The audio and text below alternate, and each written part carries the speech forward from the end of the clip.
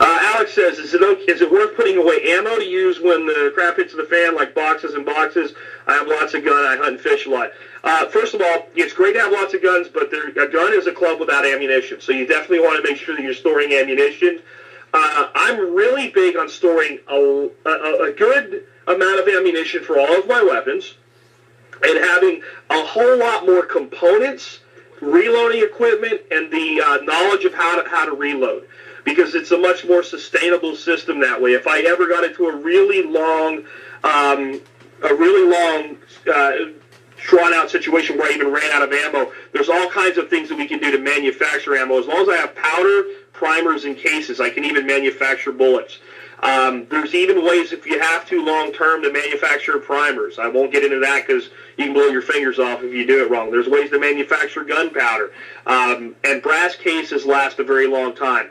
One of the things that I see with a lot of people that own a lot of guns, and I'll tell you folks, I'm guilty of this myself because I like to tinker. You have like guns in like 15 different calibers.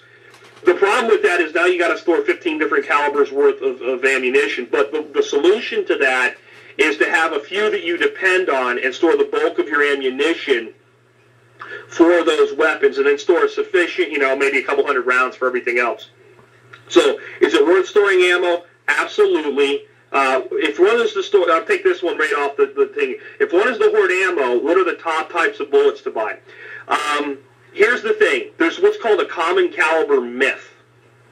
And that is that if I have 9mm 45 ACP, 308, 223, or 5.56 NATO, 7.62 NATO, those rounds, and 7.62 by 39, the AK round, those are going to be great rounds to have because they never run out, and they'll always be there, and they'll always be available. Anybody remember the ammo shortage about a year and a half ago? You know what disappeared? 223, 308, right? 12-gauge shotgun shells. And you know what I could get all I wanted of? 243s, 357 Magnums, 30-30 Winchester. There was so much available that wasn't the common caliber, which means if you want to hoard it, hoard the caliber stuff. That's what everybody owns. When if you want to, I saw people paying $50 a box for hardball 45 APC on like forums and stuff like that during the shortage. And the other thing that I saw was primers going through the roof. Store components, folks. Let's go ahead and take the next question. We won't stay on guns too long because I'll get all excited and really enjoy it. So let's take a question from Mr. Silver Wizard, who has his hands up. Again, you can do it by mic or you can drop it into the chat.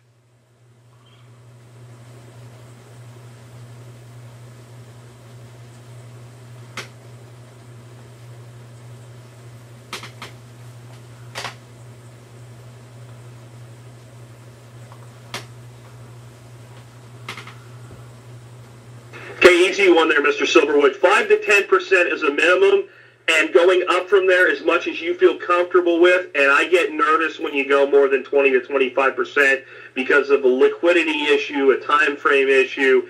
And but if you wanted to go higher than that, I'm okay. 100%, no way, no how, no chance. You could try to spend a silver bar at your local grocery store, especially during a time when the electricity's out from a national disaster or a natural disaster of some kind, and they're not taking credit cards. You know what you need then? You need cash. There's a transitional period in any type of a disaster where we go from a point where cash is king very, very briefly, and when stuff runs out, barter is king, right? And then we go to a point again where maybe cash will help us out a little bit, and if it doesn't recover after that, that's when gold and silver pick up. Because has anybody here ever eaten a gold bar? It's tough, right? It's tough. And it doesn't really work out very well. It's not good for you. It's actually toxic if you eat enough of it. So what we really need to understand with investments